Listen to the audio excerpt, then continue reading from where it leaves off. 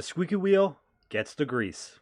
So, have you ever had a time where either you're at work or you're at school and something's not going your way? For example, like say you're at work and you're placed into a position that you don't like, right? Or you're at school and uh, wherever you get assigned to a group project and the people you get assigned to, it's just not fair. It could be any situation where it's not fair. And you're like, dang, like, this is really annoying and really frustrating. So, what do people usually do? Well, they complain. But they don't complain in the right way. They usually go to either a friend or someone in the class, like either a classmate, and talk about like, wow, this situation is just not fair at all. Like, this is so annoying that it's like, oh, like I'm worked the hardest at work, right? I put in all my effort. I'm first one here, last one out, and I constantly just keep getting all this work piled onto me. That I do the most work, so why am I being rewarded with the more work? So you're telling this to your friend or your coworker, and they're agreeing with you, right? But what happens? Well, usually nothing. And that's because nothing's getting done, right? You know, that you complain to your friend or your coworker and they agree and then you go on your way and you feel resentful. Nothing changes. And, I've dealt with many people like this in the past. I've done this before. And one of my biggest pet peeves over the years that as I get older is just people complaining, and then not doing anything about it. I mean, I've literally had a phone call with someone a couple years ago talking about some situation in their life where they're just complaining about another person. And it's like, oh, like I don't like how they're acting. I should. I wish they would change the way they're behaving, and then nothing changes, right? And it literally went on for years, and the problem I think is still going on. But it's baffling to an outsider, but the reason why they're doing it is because it's bad enough where it's enjoyable to vent out to someone, but not so bad where they take action. And it's annoying other people doing this in it is, but what you got to look out for is doing it yourself. See, the more you complain to someone, even someone that you like a lot, they like you a lot, and they'll say they're fine with it, they agree with you. Over time, it's just grating that every time you talk to someone and you're talking about a problem, especially if it's the same problem over and over again, then they will naturally start getting resentful. That they're just going to get tired of hearing it and just frustrated that they give you advice and you don't follow it, and it's crazy. But now, let's say you got another guy over here at your job. Let's call him Mark. Mark here, he has the same problem as you that he works hard and he just feels like he's getting more work is just being put on top of him because he's so good, right? He feels he's not appreciated for the hard work he does. So instead of Mark going over to a coworker or you and complaining about it, instead he keeps quiet and then he goes to a manager or his boss later on. And what does he do? He complains to them, right? He complains to them saying, "This is not fair. I don't want it like this way. Here's an ultimatum. Like, what are you going to do for me?" And come in the next day, and Mark has less work. um, so this might sound obvious to you, like, yeah, well, of course he complained to the person who was in power. Of course things change.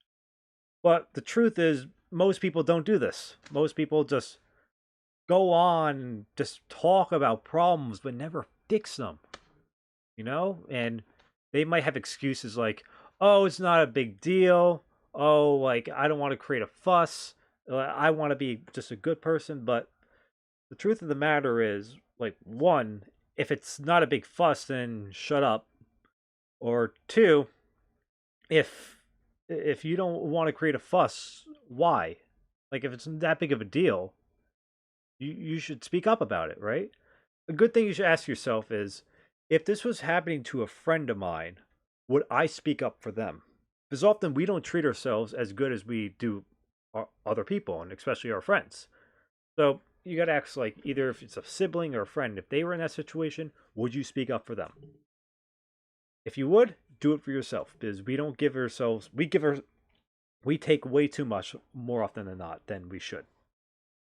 Um, but the back on the topic of the video about, the squeaky wheel gets the grease. That means, you have a chair like I'm sitting in right here, and say every time I swivel, there's one wheel that just creaks, right? Just keeps on creaking. So I think, that wheel or whatever the metal attachment to it needs more grease. So we'll stop squeaking. Now, I might do that, but maybe all the other wheels are actually getting low on grease, but they're not squeaking. I'm not going to change it because one, I don't know, and two, they're not annoying me. So the truth is, usually the person who speaks up about a problem is going to get their problem fixed for them. And if you don't, and it does get fixed, it's because someone else spoke up. And quite frankly, I've noticed this, like, for myself. There's been so many times I've had problems with people or things, and this is great on my mind that I go home at night and I'm just grinding on the issue, just thinking about it over and over again. And it's really an energy leak, and you can't afford that. That if it gets you that upset and it's just consuming your mind for hours or days and weeks and months, you know, is it really worth it? Like, in my opinion, what I do is if I have a problem, I think to myself, how big of a deal is it? And if it's not a big deal, then shut up, just accept it, don't even think about it anymore, right? Because I already complied. Or if it's that big of a deal, I need to speak up. I need to speak up. And, most people don't like confrontation, but that's just a natural part of life. You have to. You have to do that. And even though it might be scary or it might be tough or kind of makes you uncomfortable, in the long run, it's almost so much better. How many times I've been at my various jobs and there's been an issue, and in the past I just let it go and just build up resentment for months, just think nothing changing. But as I got older, like, if I have a problem with my job now, I'll just speak up about it as soon as I can. I say, you know what? I don't like I'm in this position. I don't like how I'm being treated. I don't like this how this is being done. And even if it doesn't get fixed, I tried. At least I know. And at least I the person I went to, they gave an effort to try. But, when it does get fixed, it's just relieving. Now you don't even think about it anymore because, it's a short-term problem. It's gone. But if you just let it go and you're like, oh, I don't want to make a fuss, you're only hurting yourself.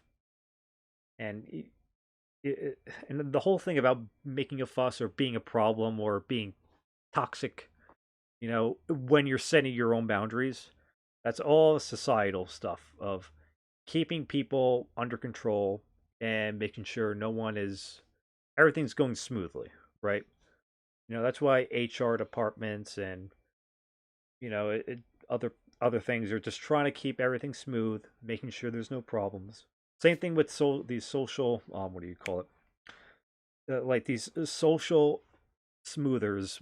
I forget the name of them. That there's a lot of times people, whenever there's a problem, say in a friend group or just a social circle, those people are afraid of confrontation and they just try to avoid it. And if there's a problem, that they take the responsibility of fixing it, and by fixing it, they just try to get everyone to behave. They don't actually fix anything. They just suppress the problem, and that just makes things worse. So instead, you got to see what's right for me. Even though might make me look bad, right? Sometimes you got to make the decision of, sometimes it's not worth it. It's like not worth the reputation loss or the causing a problem, but sometimes it definitely is. I think more often than not it is. And because you're worth that. You're worth having being at a good position and not having unfairness placed upon you. And if you don't stand up for yourself, no one else will. So sometimes you got to make that tough decision. And for me, more often than not, when I have, it's really helped me out, man. It's saved me so much trouble. Don't be afraid to stand up for yourself, especially in the small things. And make a fuss and flip over the apple carton if it means getting what you want. All right, so thanks for watching, guys.